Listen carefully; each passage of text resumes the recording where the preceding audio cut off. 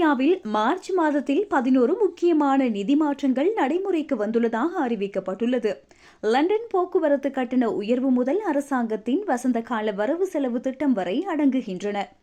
அதற்கமைய மார்ச் 1ஆம் தேதி முதல் லண்டன் டியூப் மற்றும் TFL ரயில் கட்டணங்கள் அதிகரித்துள்ளன. ஜோன் 1இல் ஆஃப் பீக் கட்டணம் 2.80 பவுண்டிலிருந்து 3 பவுண்டுகளாக உயர்ந்துள்ளது. பீக் நேர கட்டணம் 3.10 பவுண்டுகளாக அதிகரித்துள்ளது.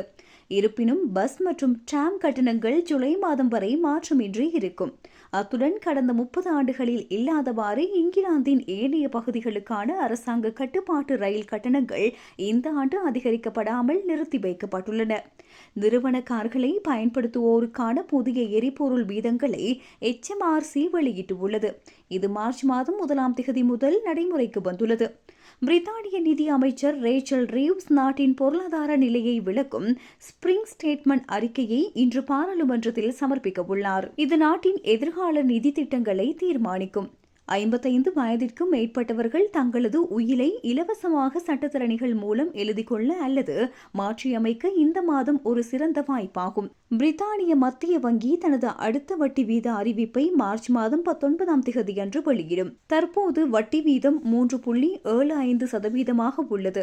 நாட்டின் விலைவாசி நிலவரம் குறித்த புதிய தரவுகள் மார்ச் மாதம் 25ஆம் தேதியன்று வெளியாகும். ஜனவரியில் பணவீக்கம் 3% குறைந்திருந்தமை குறிப்பிடத்தக்கது.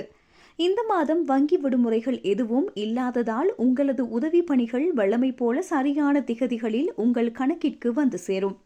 உள்ளூராட்சி மன்றங்கள் ஊடாக வழங்கப்பட்டு வந்த அவசர நிதி உதவி திட்டம் மார்ச் மாதம் 31ஆம் தேதியுடன் முடிவடைகின்றது. இதுவரை உங்களது குளிர்கால எரிபொருள் கொடுப்பனவை பெறாதவர்கள் விண்ணப்பிப்பதற்கான கடைசி திகதி மார்ச் மாதம் 31ஆம் தேதி ஆகும். வருமானம் 35,000 பவுண்டுகளுக்கு மேல் இருந்தால் இது திரும்ப பெறப்படும் என்பது குறிப்பிடத்தக்கது. 150 பவுண்டுகள் மின்சார கட்டண தள்ளுபடி மற்றும் கடும் குளிருக்கான விசேட கொடுப்பனவு ஆகிய திட்டங்களும் மார்ச் மாதம் 31ஆம் தேதி உடன் நிறைவடைகின்றன.